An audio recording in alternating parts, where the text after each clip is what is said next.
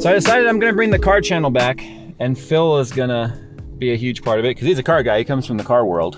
Sometimes. I figure what better way to kick it off than giving you guys what it's like to own a 900 horsepower ZL1 1LE. So I guess we'll kind of start with drivability. So the car, when I say 900 horsepower, it's just shy of 900 at the flywheel or the crank.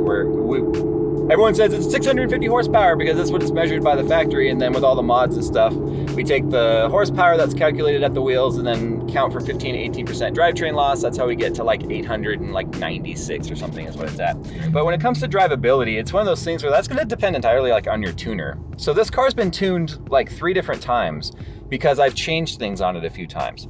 But fortunately, the tuner that tuned this last, it's Mike with Red Barn Racing, has done an amazing job at making sure that like when it's full throttle in race conditions, it gives you all the power. But when you're cruising around, you would really never know, with the exception of the idle. Driving right now normally, it's a manual car obviously, so the clutch and all that's actually 100% stock. You would never know. I had to move the car up onto some ramps during the paint correction video. The clutch is surprisingly light and chill and normal. Like it feels like my Golf, which I thought was hilarious because it has 800 horsepower more. It's also an E85 car, so when it comes to drivability, I guess that's one thing to consider is when you run flex fuel, because this is a flex fuel car. It's not just E85 or pump gas. I can run any combination. I only run E85 in it though. So it's like, make sure that you drive it often because you don't want the E85 collecting water, which it will do if it sits too long. But also too, the fuel economy on it is absolutely terrible. Yay! Over the last 1,600 miles, I've gotten exactly 10 miles to the gallon. So yeah, I mean, it could be worse, but again, it's not my daily. It's not a car I'm trying to go long distances with the exception of when we went to Vegas. So that was interesting. But I can make it to Vegas on a single tank of gas if I drive it normally. But that's another thing too, is I guess a lot of people are surprised that when you have this much horsepower, and it's like a roller coaster, man. In fact, it accelerates faster than a lot of like slingshot type roller coasters, to be honest. It's only recently that I found a roller coaster that actually accelerates harder than this car, which really made me go, holy crap. And that's that roller coaster at Knott's Berry Farm that shoots you forward and you go up over the loop and stuff. But yeah, it's actually really easy to drive, and I don't flog it everywhere I go. I don't just floor it. 1, because of fuel economy. 2, it's really loud with the exhaust and stuff that's on here, so I don't want to bring a lot of attention to myself. And 3, that's kind of a testament to, I think, maturity. You see all these Mustang videos crashing, but to be honest, you can see any rear-wheel drive, high horsepower car crash compilation. You could find Corvette crash compilation, Camaro, Mustang, hell, even Ferraris and Lamborghinis and stuff, because it becomes one of those things where a lot of people don't have a lot of experience driving things with high horsepower, high torque. And in terms of torque and horsepower, this car just completely puts to shame a lot of supercar and exotic cars that are out there in terms of raw horsepower numbers. It doesn't mean it's a faster car because it has more horsepower, but it definitely has a lot of torque, which means that power comes on really, really soon. Yeah, so I think that's kind of fun though. A lot of people don't realize this car is as modified as it is, which makes a lot of people get surprised when they do decide they want to try and run me on the highway. But I don't do that. I don't do racing on the highway. That's dangerous. That's extremely dangerous. It's irresponsible, and it's a waste of fuel economy. Now, when it comes to rideability or the comfort of the car in terms of when it's riding, that's specific to the car. The ZL1 1LE package, the track package, is an extremely stiff suspension for the highway or the road, as you can kind of see right. Well, it's actually a pretty stabilized lens, but I mean, if you're driving like a 392 Scat Pack Dodge or something like that, it's going to ride a lot smoother than this. Even the standard ZL1 rides a lot smoother than this. So you can have a smooth ride. It's just the particular chassis I chose is stiffer than normal. But in terms of drivability too, though, like the supercharger whine is really loud. In fact, Phil, turn the camera around so the mic points at it. Like at the cruising RPM, the supercharger just whining away, and that's like at traffic speed right now. So I'll often either slow down or speed up depending on the gear I'm in to not listen to it unless if it bugs you. It doesn't bug me.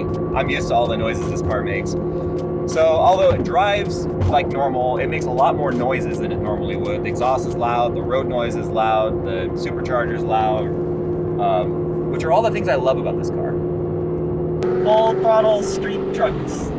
Street. Oh, I only have a half throttle truck, man. Power. Just imagine that the bicycle car on the train meant that like you were biking in there. There's like Pelotons in there, and they're hooked to a generator, generating power for the locomotive. And then you can find all the like hated housewives that got gifted a Peloton and then awkwardly have to make a vlog. Hey, my about wife it. wanted her Peloton, so she asked for it specifically. Did she make a vlog about it for a year? She wasn't nervous. Okay, here we go. First ride. I'm so nervous. First ride, I'm a little nervous. So another thing that kind of sucks too is like parking and stuff. So the visibility on the front of this car really sucks. In fact, visibility everywhere in this car really sucks. People live a trip, like said, it looks like trying to drive an A1 Abrams tank with like a little slit, right?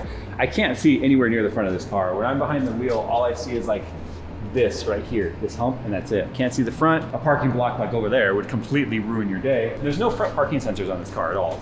But I do have the rear camera, which allows me to stop there, you know, before I get too close to crashing into the block or whatever. But then there's the whole concept of like door dings and stuff, right? So anytime I take the car out, it's like, well, is this gonna be the time I get a door ding? Because I currently don't have any dings on this car. There's no wood anywhere for me to knock. So the doors in this car are huge too. So like trying to open this door and not hit the car next to you would be hard. Like I wouldn't even be able to open it that far. And I'm a big dude, so getting in and out of this car in a parking lot kind of sucks. There's like the operational cost of like tires and brakes. As you can imagine, with 900 horsepower, you go through tires quickly if you drive it around like an idiot all the time. Fortunately, I get a lot of tire life out of my tires because I don't do that. Even though I'm running the Proxys R888Rs from Toyo, they're an extremely soft tire, so they don't like slip and leave burnout marks everywhere all over the place if I drive it smart. Brake pads on the car though actually last a really long time. The 1LE brake package are the same brakes on the ZL1. They're really big pads on the front. So I haven't actually burned through a set of pads on the street at all. I've only gone through them on the track. I run a bunch of different compounds depending on the tracks I run. I run a ceramic pad on the street, which I kind of hate, so I'm gonna go back to my metallics. Problem with metallics, and there's brake dust everywhere. But because the car is ceramic coated now, brake dust doesn't really stick to the paint. Road grime and dirt doesn't really stick. It's a lot easier to wash. I still have to get the wheels done. Speaking of wheels though, these are the HRE RC104s, which are a lightweight forged wheel.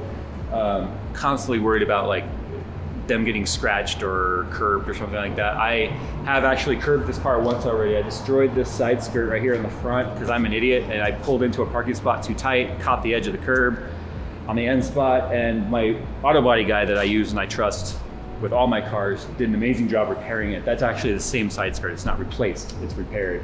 So you would never know by looking at it, which is pretty awesome. The other thing too is I get people all the time, they're like, how do you drive a 900 horsepower car in the street? My throttle is not on off. If I don't push it down like an idiot, it doesn't do idiot things. So I never really understood when people that are like, how could you drive that on the street? It's like, easy, I just give it a little bit of throttle to pass everybody. Blitzkrieg pop. Let's go. Speaking of the ceramic coating though, I'll go ahead and let Phil do or show the montage from the last video we did where we did the ceramic coating on the main channel, in case you haven't seen it and you're watching it for the first time on this channel. It makes my car look good.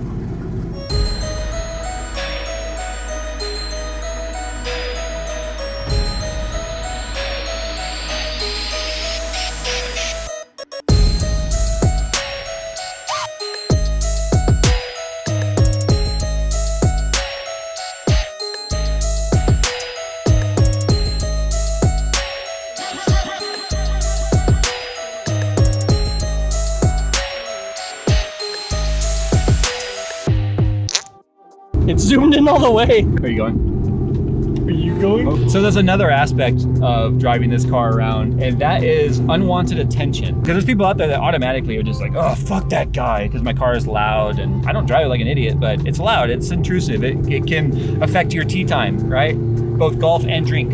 Tea time. But there's also that of the unwanted attention from cops. And fortunately, the only cop attention I've gotten so far is thumbs up and one cop yelling at me to rev it, believe it or not. But I have no problems driving right past the police station like I'm doing right now. In fact, there was one of the cops from this exact station writing a ticket literally the next block over, so I'm really taking a chance right now. You really? Sounds like I took my mouth into a Folgers can. It went.